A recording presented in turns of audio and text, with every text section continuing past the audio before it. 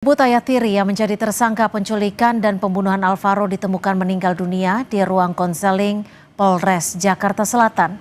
Lantas apakah kasus ini bisa terungkap terang benderang? Sudah bersama kita Ibu Sayem yang merupakan nenek dari Alvaro dan juga Hanifah Hasna, kriminolog Universitas Indonesia. Selamat malam Mbak Hanifah, selamat malam Ibu Sayem. Selamat malam Mbak Cynthia, selamat malam Bu Sayang. Selamat malam. Ya, sebelumnya kami ingin menyampaikan duka yang mendalam kepada Ibu Sayem dan juga keluarga atas apa yang sudah menimpa adik Alvaro, Ibu Sayem.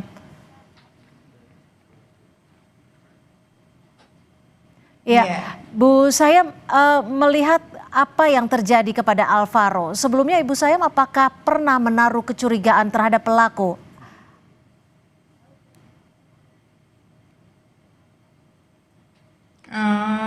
Keluarga sih nggak ada kecurigaan karena ayah tirinya Alvaro itu kan sama keluarga saya sama Alvaro tuh baik, nggak ada masalah apa-apa. Maksudnya sama Alvaro pun juga deket.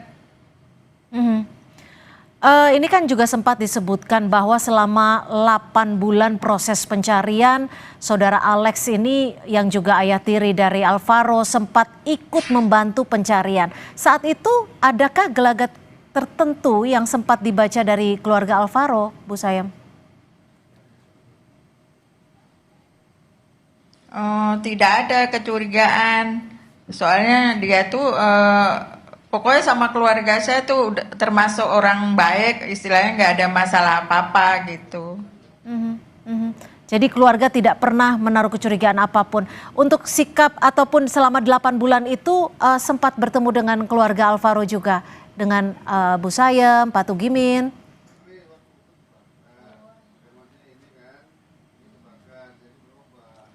Pada waktu itu pas sorenya hilang itu eh, kakeknya Alvaro itu nelpon katanya Alek ke Bintaro, katanya Alvaro hilang. Begitu ditelepon sama bapaknya, Aleknya datang. Mhm. Apa yang dilakukan Alex saat itu, Bu Sayem, ketika tiba di rumah? Ya bantu nyari kemana-mana, bahkan nganterin kakeknya Alvaro itu ke Polda, ke Polsek. Yang nganterin itu juga Alek.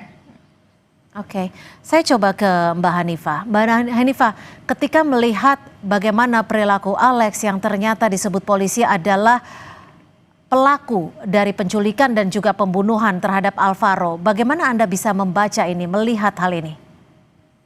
Iya baik.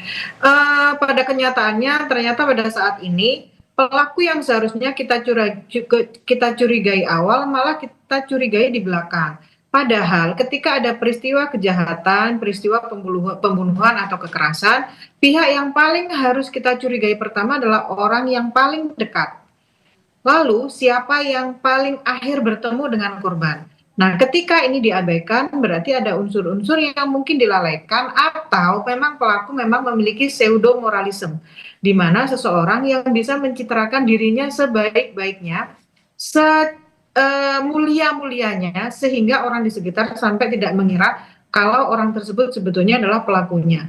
Tapi dari indikasi seperti ini menunjukkan bahwa perilaku yang dilakukan oleh pelaku ini adalah sesuatu yang sudah direncanakan. Karena sampai pada sikap-sikap dan kegiatan sosialnya, dia masih berfungsi dengan baik. Ini menunjukkan bahwa ini bukan kejahatan impulsif, tetapi sudah direncanakan sedemikian rupa. Mhm, mhm. Bu Sayem, kalau dari pihak keluarga sendiri melihatnya apakah kasus penculikan dan pembunuhan ini memang murni hanya dilakukan oleh ayah tiri dari Alvaro saja? Apakah ada dugaan pihak lain yang ikut terlibat?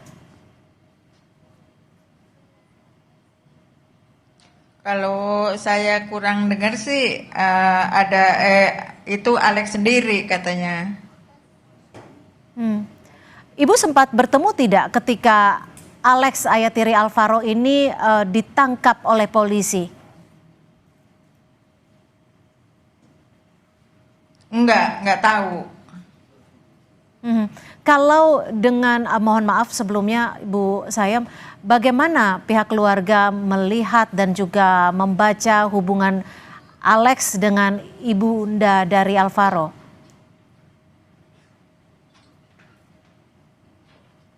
Eh, Anak saya tuh udah lama nggak hubungan sama Alex gitu. Mhm. Mhm. Eh, tapi dari pihak keluarga baik kakek dan nenek tetap masih berhubungan dengan Alex ya Bu ya, meskipun Mbak Arum tidak berhubungan dengan Masih, Alex ya. Oke. ya. Mbak Hanifa, apa yang bisa Anda telaah ketika kasus ini kembali mencuat dan memang polisi juga menyebut bahwa Alex yang merupakan ayah tiri dari Alvaro yang juga pelaku adalah orang dekat namun justru mengakhiri hidupnya ketika menjalani pemeriksaan. Oke, baik. Ketika dia mengakhiri hidupnya, sebetulnya ada beberapa dinamika yang terjadi pada dirinya ya. Karena dari awal pelaku sudah mengkondisikan bahwa dia bukan pelaku sebenarnya dengan melakukan drama sedemikian rupa sehingga masyarakat dan keluarga percaya bahwa dia bukan pelakunya. Bisa jadi ketika dia ketahuan dan dia dalam kondisi dititipkan itu menjadi pukulan yang sangat berat. Ada kemungkinan dia sudah merencanakan, ada kemungkinan juga tidak, tapi hanya dari frustasi yang tidak bisa diselesaikan, sehingga dia melakukan perbuatan seperti itu. Harapannya sih menyelesaikan permasalahannya, selain dia sudah menyelesaikan permasalahan ketika dia melakukan pembunuhan, dengan menghilangkan jejak dan menghilangkan barang bukti, termasuk korban yang dihilangkan sejauh sekian meter atau di tempat terpencil, itu kan dugaan-dugaan atau proses yang dilakukan oleh pelaku untuk menghilangkan barang bukti. Mhm, mhm. Ini kan dugaannya bahwa Alex ini melakukan. Ini sebetulnya adalah upaya biasa. Mbak Hanifah. Ya, ya Mbak Cynthia, Ya, saya mendengar Mbak ya, Cynthia. Mbak Hanifah, kalau memang ini dugaannya Alex melakukan penculikan dan pembunuhan terhadap Alvaro ini karena ada rasa marah, ada rasa dendam terhadap ibu Alvaro. Apakah ini termasuk hal yang seharusnya bisa dibaca oleh polisi ataupun keluarga ketika 8 bulan masa pencarian?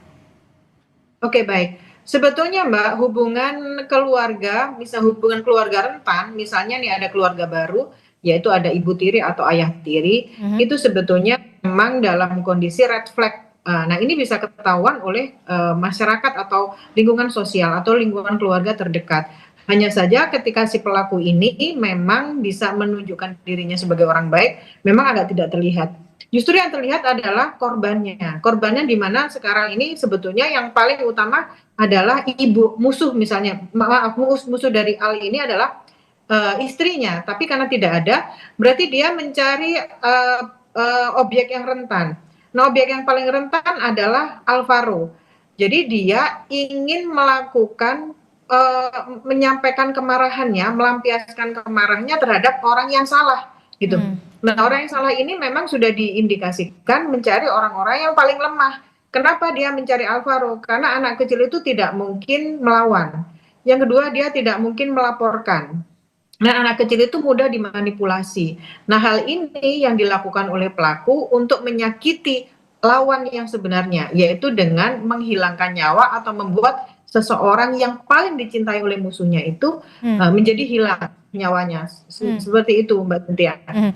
Bu Sayem, ketika situasinya saat ini terduga pelaku ataupun tersangka ayah tiri dari Alvaro ini sudah mengakhiri hidupnya. Lalu bagaimana pihak keluarga ingin kasus ini berjalan? Ya, keluarga udah nggak bisa berbuat apa-apa ya karena tersangka kan udah nggak ada. Kalau dari keluarga sendiri terakhir bertemu dengan Alex kapan, Bu Sayem?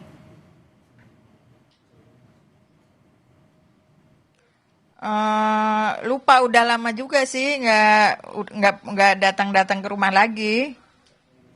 Baik.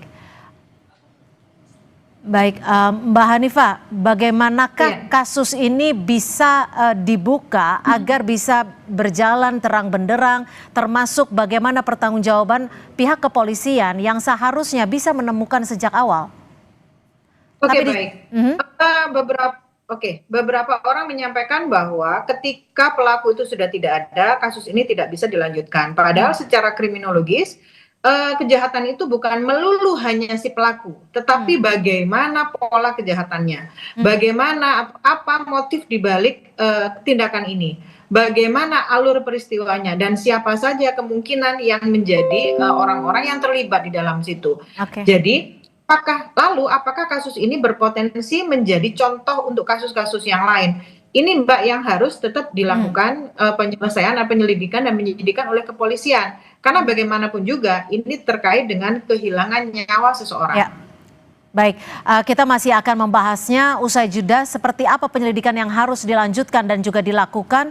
Kita masih akan membahasnya usai jeda bersama Mbak Hanifah. Tapi untuk Ibu Sayem, terima kasih sudah memberikan waktunya di Sapa Indonesia Malam. Sekali lagi kami juga ingin menyampaikan duka yang mendalam untuk apa yang terjadi terhadap anak Alvaro. Terima kasih Ibu Sayem dan tetap bersama kami di Sapa Indonesia Malam.